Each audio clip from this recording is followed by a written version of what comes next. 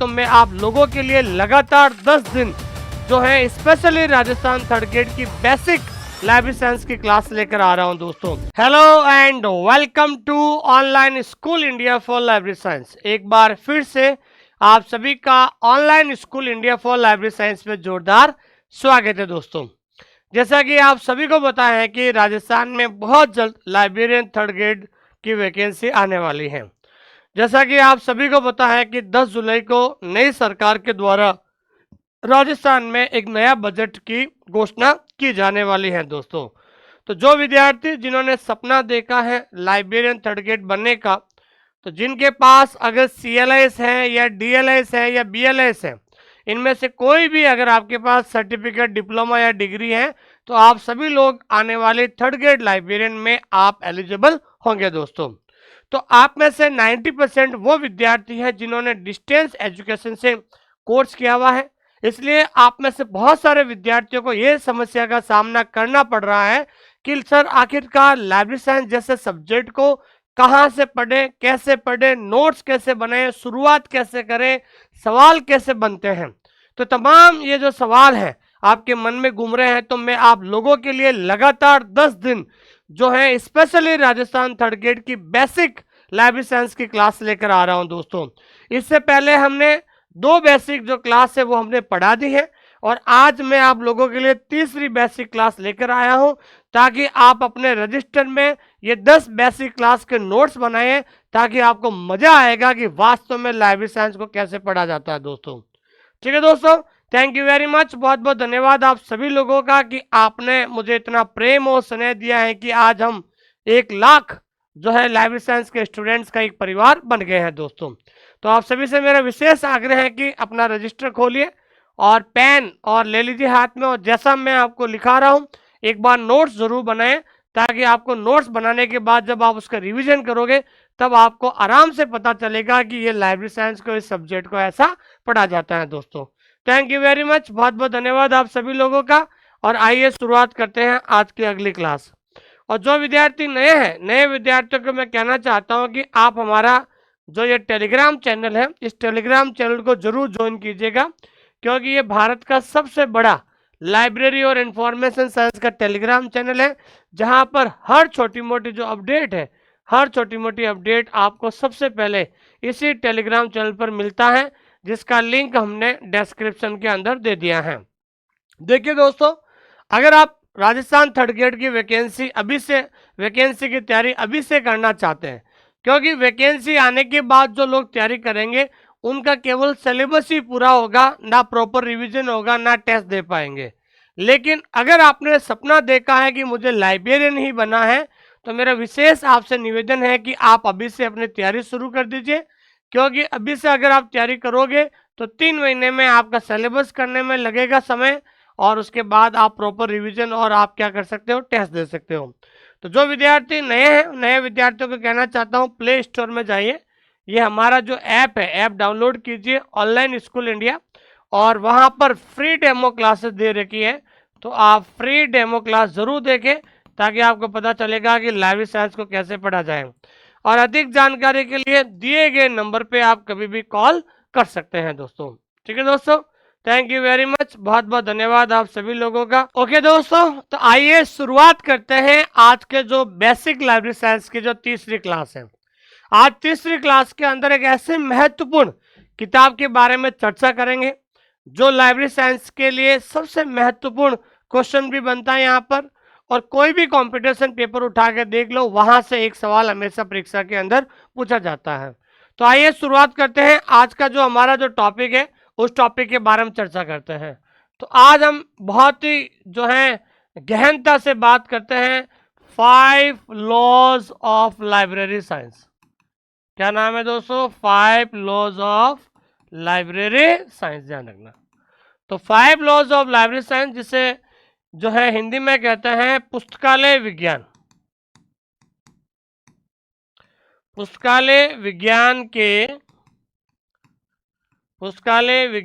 के 5 सूत्र, या फिर कह सकते हैं नियम। क्या कहते हैं? नियम, ध्यान रखना।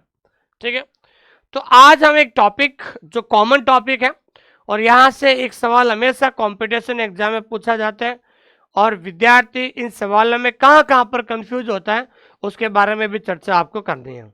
तो उठा लीजिए पेन और रजिस्टर और मेरे साथ नोट्स जरूर बनाएं ताकि आपको मजा आएगा, बहुत सारी नई जानकारी भी आपको मिलेगी। तो सबसे पहले हम बात करते हैं, आज का टॉपिक है 5 लॉज ऑफ लाइब्रेरी साइंस, पुस्तकालय विज्ञान के 5 सूत्र या 5 नियम।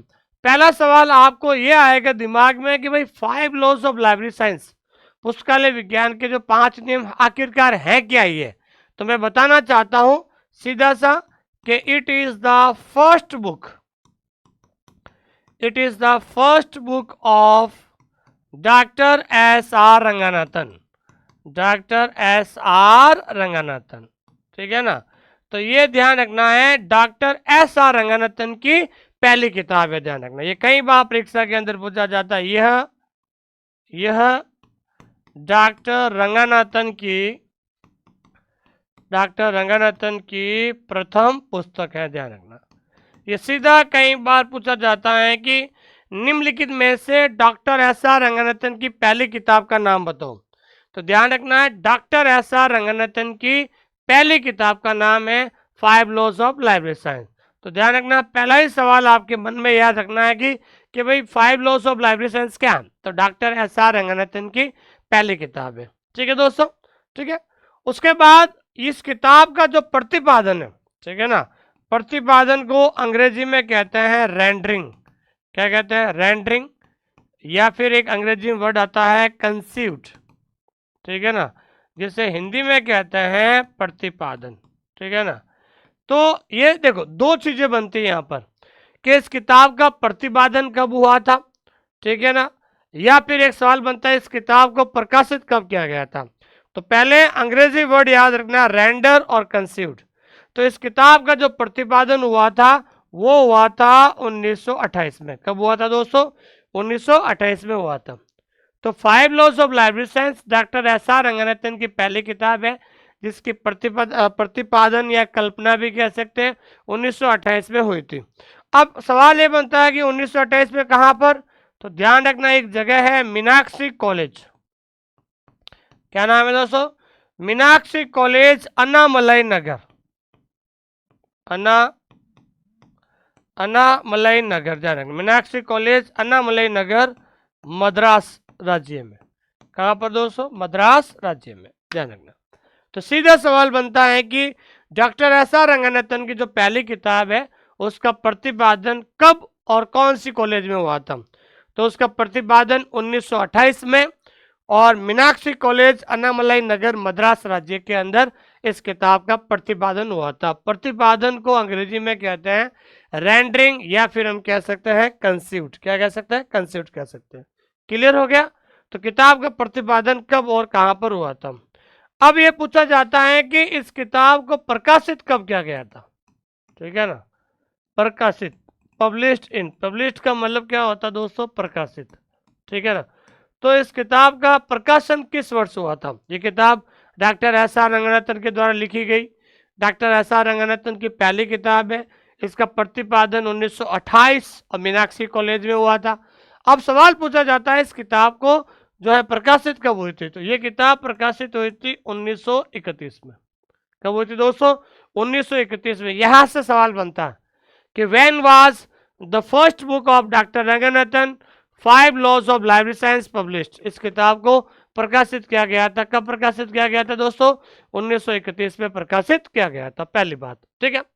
अब एक तो ये सवाल बन गया। अब दूसरा सवाल बनेगा कि इस किताब को प्रकाशित किसके द्वारा किया गया था, ठीक है ना, प्रकाशित किसके द्वारा किया गया था।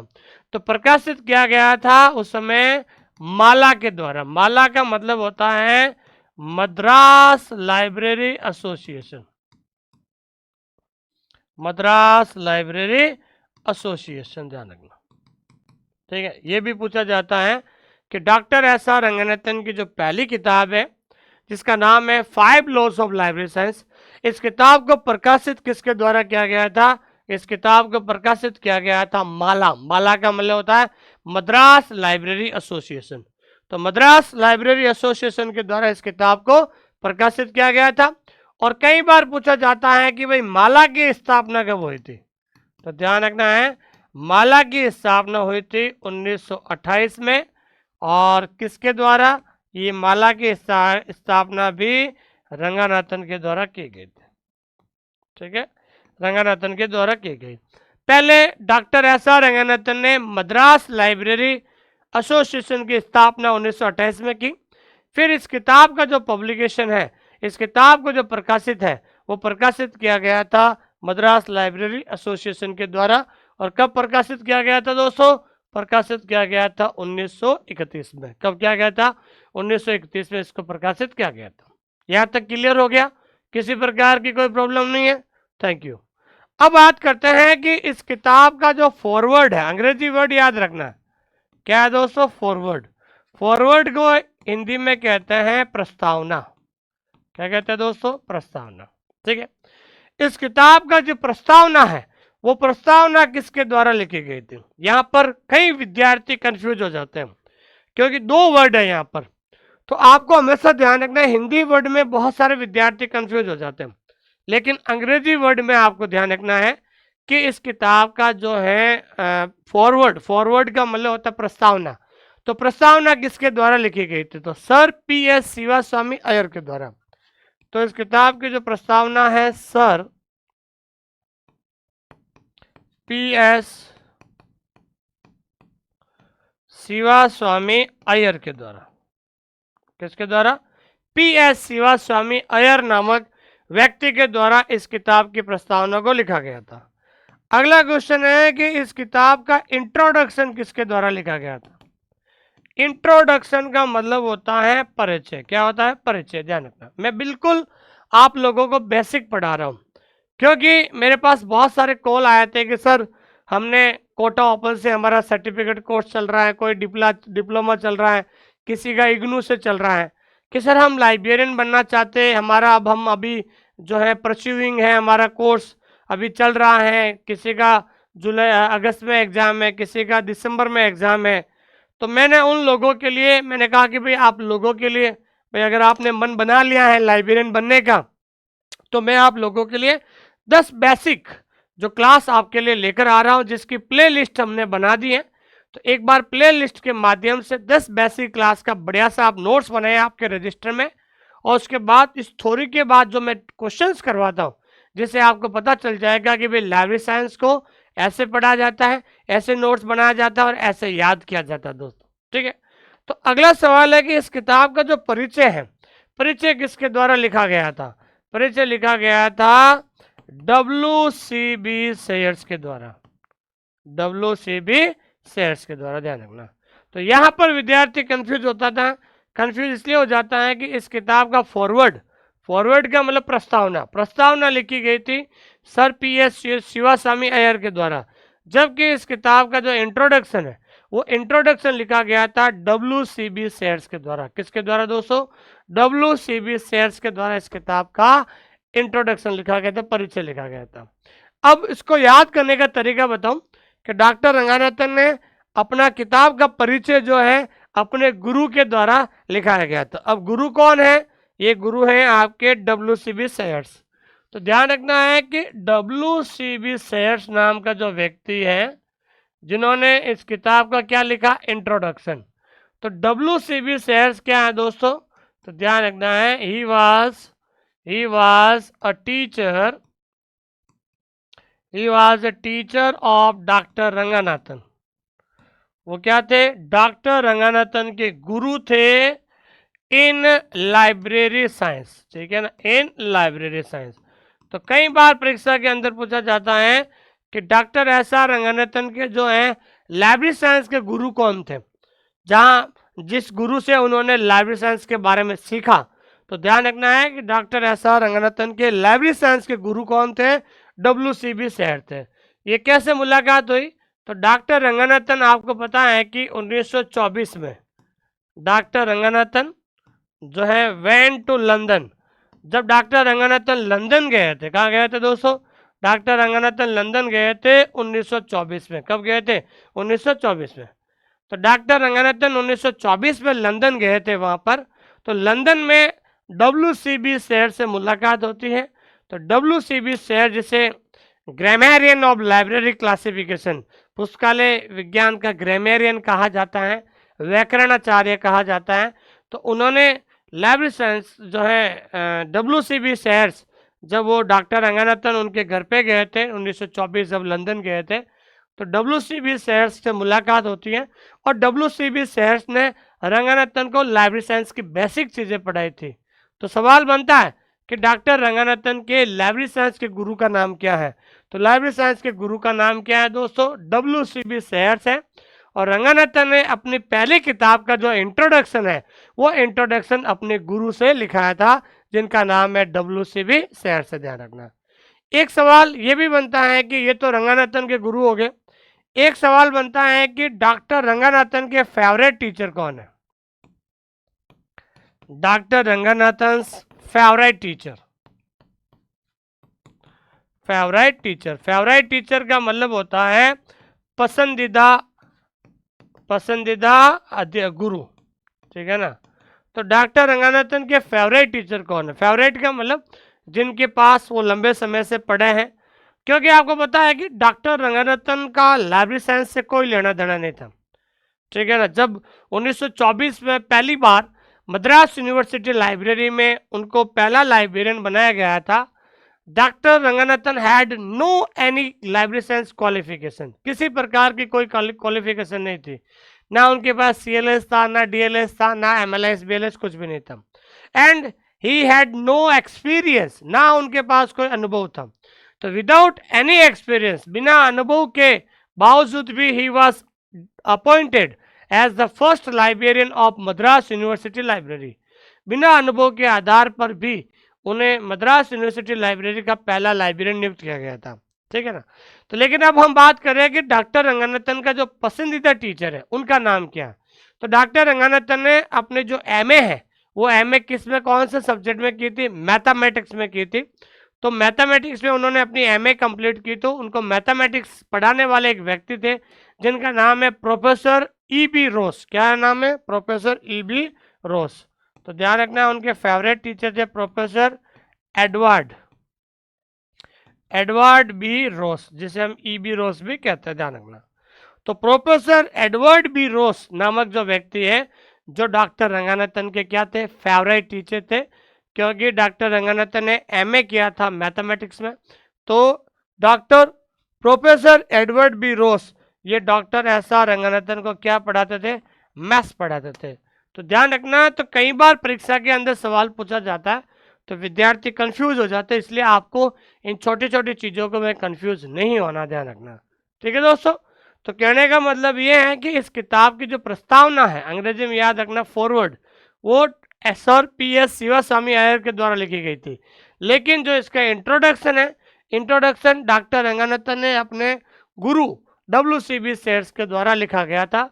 और WCB शेयर्स WCB शेयर्स जो थे वो लाइब्रेरी साइंस के डॉक्टर रंगनाथन के गुरु थे, लेकिन जो फेवरेट टीचर थे वो थे प्रोफेसर एडवर्ड B रोस थे दोस्तों, ठीक है। यहाँ तक क्लियर हो गया आपको जी। अब हम बात करते हैं कि डॉक्टर रंगनाथन की जो ये पहली किताब है, जिसका नाम है 5 लॉज ऑफ लाइब्रेरी साइंस। क्या नाम है दोस्तों? 5 लॉज ऑफ लाइब्रेरी साइंस, ठीक है।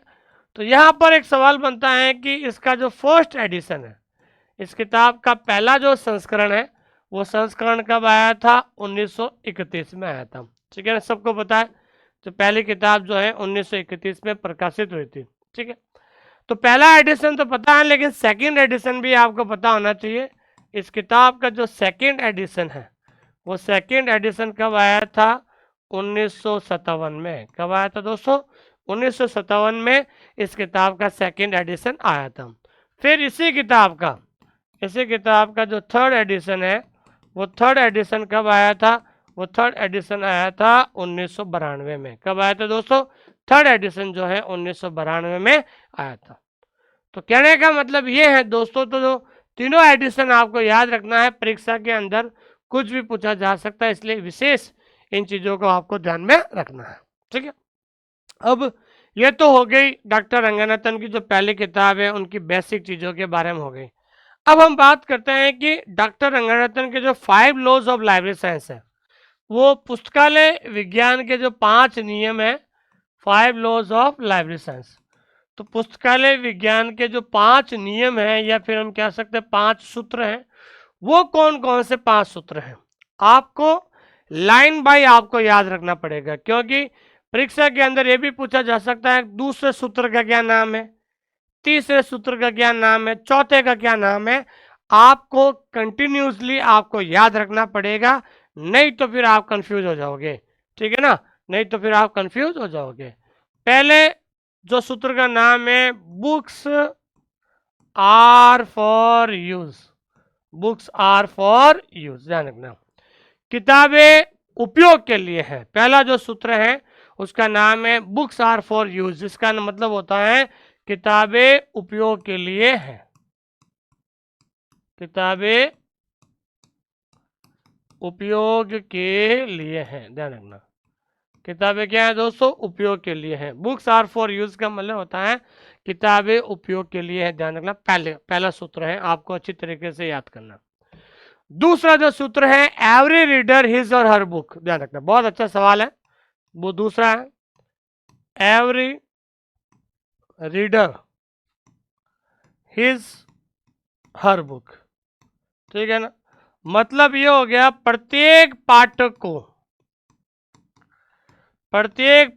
को उसकी पुस्तक मिले, प्रत्येक पाठक को क्या मिले दोस्तों, उसकी पुस्तक मिले, ध्यान रखना, प्रत्येक पाठक को उसकी पुस्तक मिले, ठीक है ना, कि भाई लाइब्रेरी के अंदर अगर कोई विद्यार्थी जाता है तो वो किसी प्रकार किसी भी सब्जेक्ट का रीडर हो सकता है, ठीक है ना।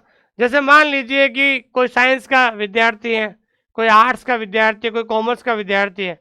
अब साइंस का विद्यार्थी अगर उसको कोई फिजिक्स की किताब लेनी है तो उसकी फिजिक्स की किताब वहाँ पर मिलनी चाहिए, तो प्रत्येक पाठक जो है उसकी किताब मिले, ये जो है लाइब्रेरी साइंस का जो दूसरा सूत्र है दोस्तों, ठीक है। उसके बाद तीसरा है कि every book it's reader, every book it's reader, प्रत्येक पुस्तक को पाठक मिले, प्रत्येक पुस्तक का पाठक मिले, मतलब हर किताब का कोई ना कोई रीडर होना चाहिए, क्या होना चाहिए, कोई ना कोई रीडर होना चाहिए, प्रत्येक पुस्तक को उसका पाठक मिले, क्या है दोस्तों, प्रत्येक पुस्तक को, ठीक है, उसका पाठक मिले, जी, ठीक है, प्रत्येक पुस्तक को उसका पाठक मिले, ध्यान रखना, ठीक है।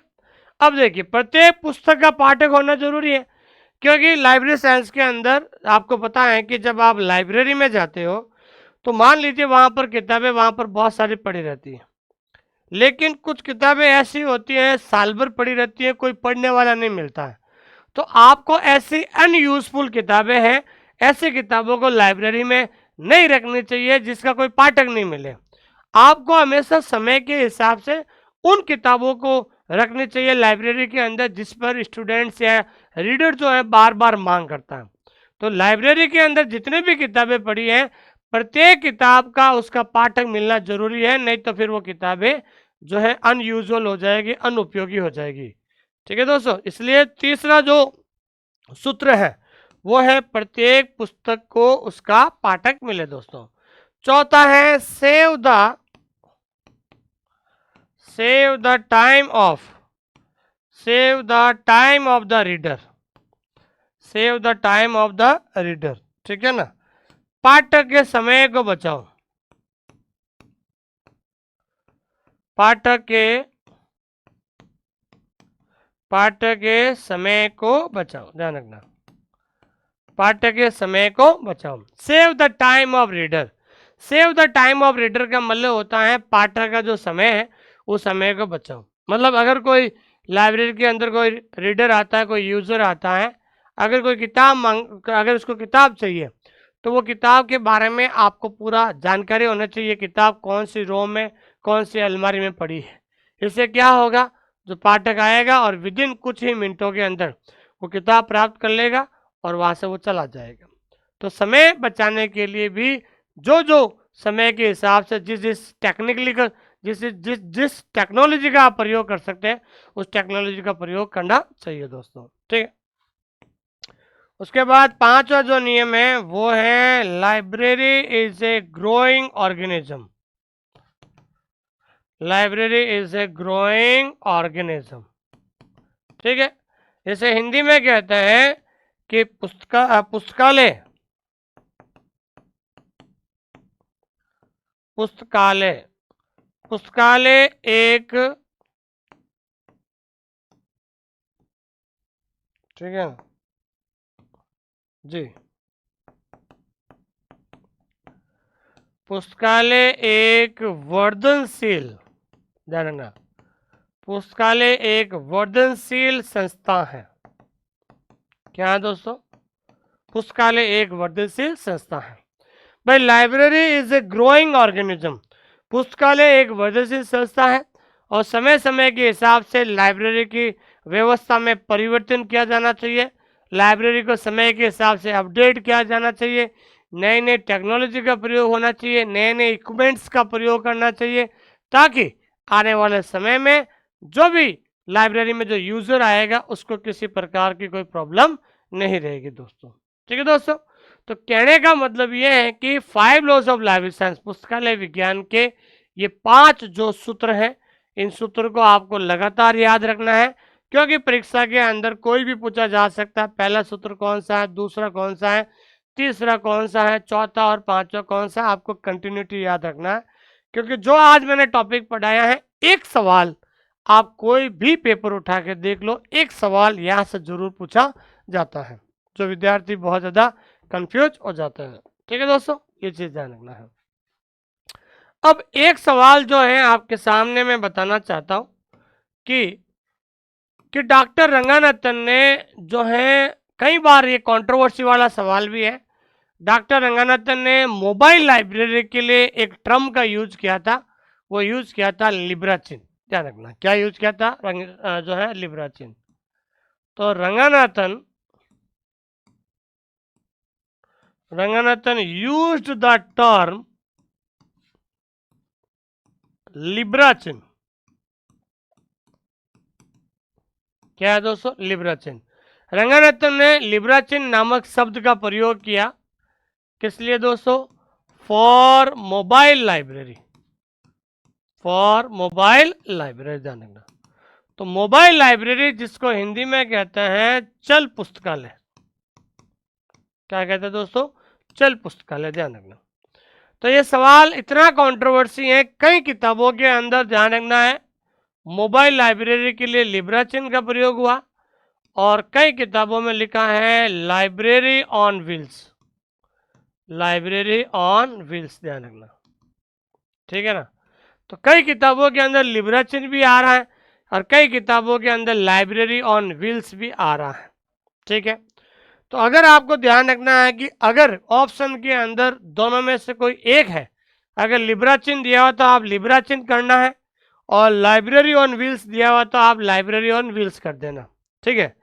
लेकिन अगर ऑप्शन के अंदर दोनों आते हैं, तो दोनों आता है तो इसका मतलब ये सवाल कंट्रोवर्सी होगा और ये सवाल भविष्य में डिलीट भी किया जा सकता है, ठीक है ना। तो ध्यान रखना, कई जो है केवीएस के अंदर इन्होंने लिब्राचिन माना, केवीएस के पेपर में इन्होंने लिब्राचिन माना है, और जबकि कई जगह लाइब्रेरी ऑन व्हील्स भी माना है। तो अगर ऑप्शन में दोनों आते हैं तो ऑब्वियसली वो क्वेश्चन डिलीट होगा, और दोनों में से कोई एक ऑप्शन आता है, लिब्राचिन है तो लिब्राचिन सही करना है, और लाइब्रेरी ऑन व्हील्स है तो लाइब्रेरी ऑन व्हील्स करना है, ठीक है। क्योंकि उन्होंने जो है रंगानाथन ने जो ये लिब्राचिन मोबाइल लाइब्रेरी के लिए लिब्राचिन शब्द का प्रयोग किया था, तो शब्द का जो प्रयोग किया था रंगानाथन ने अपनी किताब, तो अपनी किताब कौन सी है? Library manual. डॉक्टर रंगानाथन की जो किताब है लाइब्रेरी मैनुअल, जो 1951 में प्रकाशित हुई थी, इस किताब के अंदर उन्होंने लिब्राचिन, लिब्राचिन शब्द का प्रयोग किया था, किसके लिए? फॉर मोबाइल लाइब्रेरी के लिए, फॉर मोबाइल लाइब्रेरी के लिए, ठीक है ना, फॉर मोबाइल लाइब्रेरी के लिए, ठीक है ना। तो डॉक्टर रंगानाथन ने अपनी किताब जिसका नाम है लाइब्रेरी मैनुअल, तो लाइब्रेरी मैनुअल के अंदर, इस किताब के अंदर इन्होंने जो है मोबाइल लाइब्रेरी के लिए लिब्राचिन का प्रयोग किया था, और उस किताब का नाम है लाइब्रेरी मैनुअल, जो 1951 में प्रकाशित हुई थी दोस्तों। ये विशेष बात आपको ध्यान में रखनी है। ठीक है दोस्तों, तो कहने का मतलब है कि आज हमारी ये तीसरी बेसिक क्लास है। आप बढ़िया सा नोट्स बनाओ ताकि आपको पता चलेगा कि वास्तव में लाइब्रेरी साइंस कैसे पढ़ी जाए। और सबसे इम्पोर्टेंट है, इसकी प्लेलिस्ट भी हमने बना ली है ताकि आप 10 क्लास आप लिखोगे अपने रजिस्टर में तो आपको चीज़ें क्लियर हो जाएगी दोस्तों। ठीक है, अब हम कुछ इम्पोर्टेंट क्वेश्चन भी चर्चा करें, लेकिन इम्पोर्टेंट क्वेश्चन सोल्व करने से पहले ये मेरा ऑनलाइन स्कूल इंडिया का जो टैगलाइन है कि जब तक लिखोगे नहीं तब तक सीखोगे नहीं। देखिए दोस्तों, मैं बार बार आपको लिखने के लिए इसलिए कह रहा हूँ क्योंकि आपका सिलेबस ज़्यादा बड़ा नहीं है, 100 टॉपिक है। अगर आपका सिलेबस की बात करें तो बिलीफ लेवल के सिलेबस में सिर्फ 100 टॉपिक है। अगर रोज का एक टॉपिक भी अगर आप करते हो तो आप मान लीजिए 3 महीने के अंदर आपका सिलेबस पूरा हो जाता है। अगर रोज के 2 टॉपिक अगर आप करते हो तो मान लीजिए 2.5 महीने में आपका सिलेबस पूरा हो जाता है। मैं इसलिए कह रहा हूँ कि जब तक लिखोगे नहीं तब तक सीखोगे नहीं। हालांकि बहुत सारे टीचर कहते हैं कि ये PDF डाउनलोड कर लीजिए, और वो कहते हैं कि लिखने से समय खराब होता है। तो मैं मानना चाहता हूँ कि मैं खुद आपके सामने 2018 में राजस्थान 3rd ग्रेड में लाइब्रेरियन में सेलेक्ट हुआ हूँ टॉप रैंक से। मैंने 2018 में KVS का इंटरव्यू दिया था, ऑल इंडिया कंपटीशन, जिसमें मात्र 60 पोस्ट थी। KVS के अंदर 60 से 65 पोस्ट थी। उसमें मैंने रिटन एग्जाम निकाल कर KVS का इंटरव्यू दिया था। मैंने ऑल इंडिया जोधपुर एम्स में एक पोस्ट थी जिसमें रिटन एग्जाम निकाला। फिर अहमदाबाद हाई कोर्ट का ऑल ओवर इंडिया में एक पोस्ट थी, वहाँ पर मैंने रिटन एग्जाम निकाला, इंटरव्यू में नहीं हुआ था। हालांकि मैंने बहुत सारे इंटरव्यू भी दिए, अच्छा हुआ कि मेरा वहाँ नहीं हुआ। अगर मेरा हो जाता तो शायद आज आपके सामने मैं नहीं होता। ठीक है ना, तो इसलिए तो मेरा जो अनुभव है, जो चीज़ें मैंने लाइब्रेरी साइंस सब्जेक्ट को तैयार किया है, जिस तरीके से मैंने लाइब्रेरी साइंस सब्जेक्ट को पढ़ना सीखा, जिस तरीके से मैंने नोट्स बनाए हैं, वही मार्गदर्शन मैं आप लोगों को दे रहा हूं, ताकि मैं ये चाहता हूं कि अगले 4 से 6 महीने रोजाना अगर 6 घंटे इस सब्जेक्ट को दे देते हो, मैं गारंटी लेता हूं कि आपके लाइब्रेरी साइंस का कोई भी पेपर आ जाएगा, कैसा भी पेपर बना लेगा, बिलीफ लेवल का 80+ क्वेश्चन आप सही करके आओगे। लेकिन इसके लिए आपको थोड़ा धैर्य के साथ पूरे सिलेबस को नोट्स बनाना होगा ताकि आप ज़्यादा से ज़्यादा रिवीजन कर सकें। सफल और असफल विद्यार्थी में एक ही अंतर है कि असफल विद्यार्थी क्या करता है कि वैकेंसी के बाद वो जो है सिलेबस को लिखना शुरू करता है, सिलेबस को पढ़ना शुरू करता है। जब तक उसका सिलेबस पूरा होता तब तक एग्जाम हो जाते हैं। लेकिन एक सफल विद्यार्थी क्या होता है, जब वो सफल विद्यार्थी की खासियत क्या है कि उसको पता है कि आने वाली वैकेंसी है, बहुत जल्द वैकेंसी आ रही है। जब उसके पास DLS और BLS किया हुआ है, क्यों नहीं वो अभी से तैयारी करे, ताकि वो अभी से तैयारी करेगा तो बाद में जब एग्ज़ाम होगा तो एग्ज़ाम से पहले वैकेंसी से पहले पहले उसका सिलेबस पूरा हो जाएगा, और वैकेंसी के बाद उसका एक ही काम रहेगा कि बार बार मैं रिविज़न करूँ, बार बार MCQ सॉल्व करूँ, ताकि उसको मज़ा आ जाए पढ़ने में। ठीक है दोस्तों, मैं विश्वास दिलाता हूँ कि ये जो मेरे 10 दिन की जो क्लास है, इस 10 दिन की बेसिक क्लास को आप अपने पेन से अपने रजिस्टर में नोट्स बना लीजिए। मैं आपको गारंटी देता हूँ कि आपको लाइब्रेरी साइंस सब्जेक्ट से प्रेम हो जाएगा, ये मैं आपको लिख के देता हूँ।